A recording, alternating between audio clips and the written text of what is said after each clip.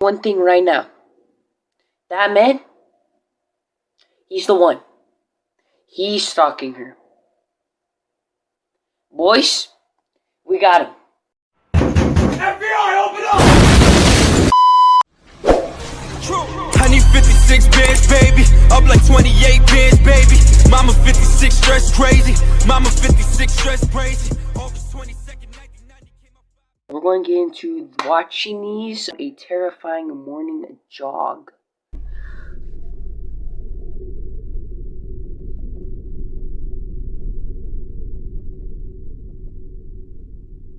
Before heading to my local community college for classes, I like to wake up at around 5 in the morning for a brisk morning jog. It helps clear my head and definitely helps wake me up so I can focus in class. When I first started doing this, it was a huge hassle, but over time I grew accustomed to it, and it's now a highlight of my day. Okay. However, as time went on, I found myself becoming quite uncomfortable. Not in a physical sense, but more so it was like my fight or flight instincts began kicking in seemingly at random. I'd whip my head around to see if anybody was following me or even peeking at me through the wooded park in which I ran, but couldn't see anybody.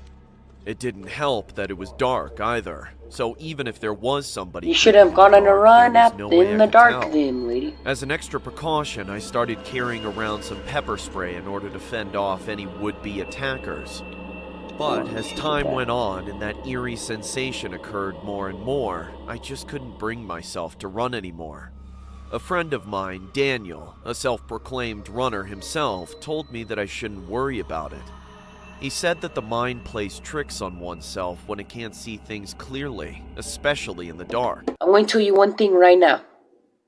That man, he's the one. He's stalking her. Boys, we got him. FBI, open up! After being reassured by him, I decided to give jogging another go.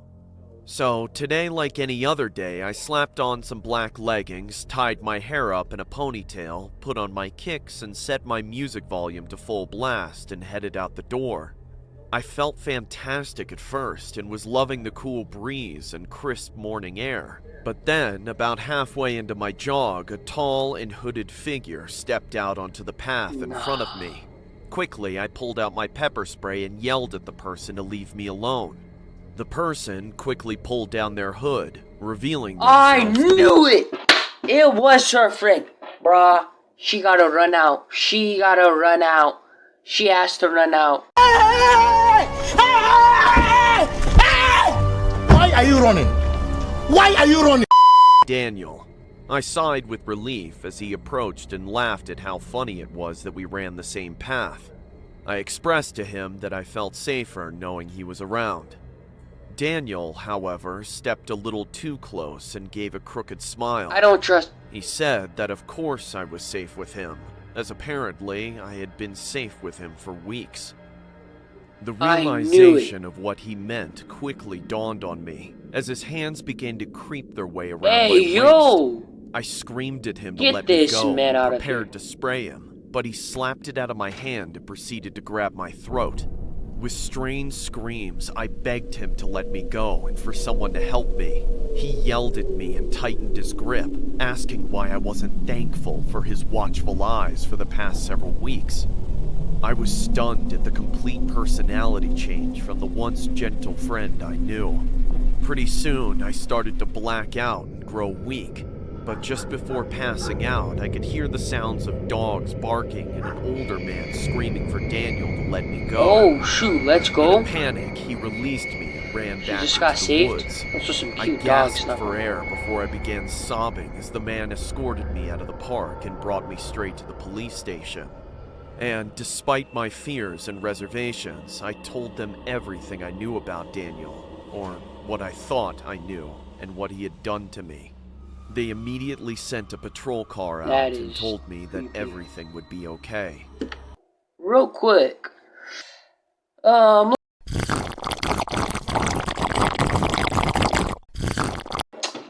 no, you have to call the FBI on this? Bro, The next day, I heard Daniel I never showed up to settle class. down. He had been arrested You have to call several the hours FBI on later that. after I left Come the on police now. station and They full-fledged confessed to fucking my door. everything with a disgusting amount of Let's just get into self-righteousness. this.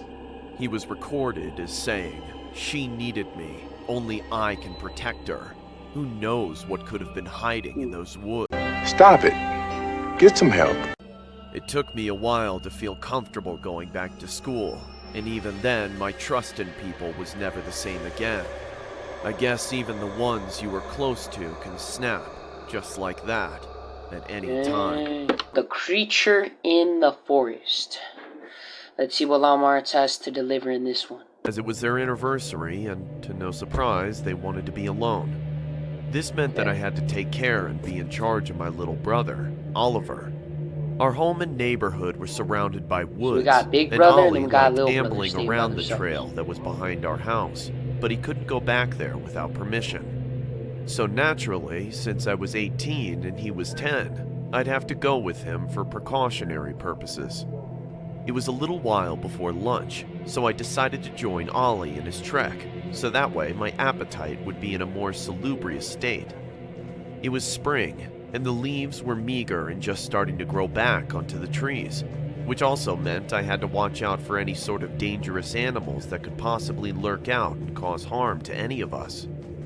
I could hear Ollie sniffing the air, and then him groaning at something. "Something smells like he said nasally, as he pinched his nostril Hey, yo, we got a 10-year-old saying that? Nah. shut. "Hey, watch your mouth," I retorted, surprised by the sudden curse. "Just because Mom and Dad aren't here doesn't mean you're allowed to say whatever." I did, however, sniff the air. He was right. There was a smell of rotten meat that permeated my nose. It was like roadkill. I saw what looked like legs by a tree about several yards from us. "Stay Oh, right it's not a there, dead human. okay?" I instructed Ollie. He nodded in agreement I full-fledged while thought that keeping was his a hand dead on his human. nose. I leisurely walked forward and turned the tree to see what the thing was. It was a deer, and it was dead all right. Flies droned and swarmed around it. I was used to seeing dead animals around here. Hunting was pretty frequent. But there was something that rather took me aback. It was the fact that the way its neck had been ravaged into. It was almost entirely gone and torn down to the bone. A bear Looks like would maybe go like down a to the wolf muscle and and a stop or a there. bear. But to the bone? This had to have been from something much more vicious. But what? I looked back to see if Ollie had actually done what I urged him to. He did, but he was peering out to the woods. His eyes, so fixated, were filled with concern and his face unnerved. "You okay, bud?" I asked, noticing his expression. "Something's out there," he murmured, as he continued to seem alarmed. I looked to see if he was kidding around. No, All that was in my no. view were the trees and brush. Yeah, Sherlock, we know It might have that. been a deer or something. Get Don't worry inside so the much. house. Come If on, there's a let's creature go back like and get some lunch. And so we did, just to reassure him. Go back. I made ourselves some peanut butter and jelly sandwiches as we watched a movie for a bit. They're being smart. Ollie usually liked See, guys, that was a smart move. his sandwiches, and he'd been done with it in a few minutes, but he ate his so sluggishly. I didn't bother asking what he saw, because I figured that he must have scared himself, and that he'd get over it in a while. However, the back of my mind was still unsettled by that deer. How could its neck have been mutilated like that to such a grisly state? Night dawned upon both of us, and Ollie was begging me to let him sleep Probably just beside like me as I a put him big to bed. creature. Like "What's a big gotten animal. into you?" I asked him. "That thing's still out there. It was staring at me. It was dark and big. Bigger than you. I'm sure you just scared yourself. If anything was out there, it wasn't anything Staring dangerous." at you. He continued to beg me, I bet you 100% something's about to pop out that window. but I kept refusing, and told him to close his eyes and that he'd forget about it in the morning. I laid down in my bed, ready for a good rest. I like keeping my TV Okay, on just so I have a source of light I in my thought something was room. about to pop out I of that felt my window. eyes starting to sag and get heavy as I slowly felt myself growing drowsy. There was a sudden snap from outside. It sounded like a stick being splintered. I figured it was some animal. Bro, he has a like another window deer, right there. Nah, but something's about what would poking be his out head. at this time of night? My TV was still on, so I decided to watch a little bit more, just so I could go back to sleep. Without even thinking, my gaze floated to the window, and my heart punched the inside of my chest. There was something. I knew it. Bruh, straight up. Hold up. Guys. That looks like a human. At the window. I couldn't see what it was, save for the eyes. They were milky and opaque, almost lifeless. Right through me.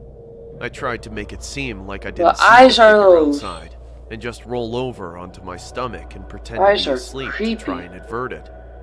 Those guys' I eyes then are heard creepy, something though. against the glass. The thing was scratching my window. The sound was piercing my ears and grated at my nerves. My chest started to feel full as my breath started to shorten. My window was starting to open, and I could hear that thing climbing into my room.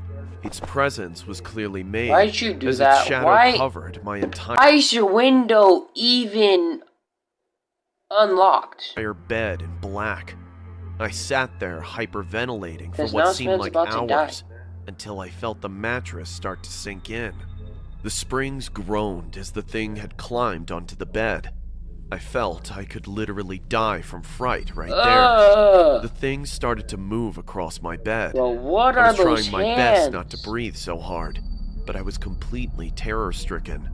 It then stopped and stood right at my shoulders. I felt its giant feet clasping onto my shoulder blades. I could hardly breathe. I had a mirror to my right that allowed me to see what was above me, and chills ran down my spine. The creature was black, large, and at least 7 feet tall and lanky. Its arms went down to its calves. Its chest leaned over me and stretched to an impossible degree. Bro, why that man look like a burnt chicken nugget? It didn't even look human or animal. It seemed alien. I shut my eyes tight, hoping that it was just some dream. I could start to hear the creature's heavy breaths and growling.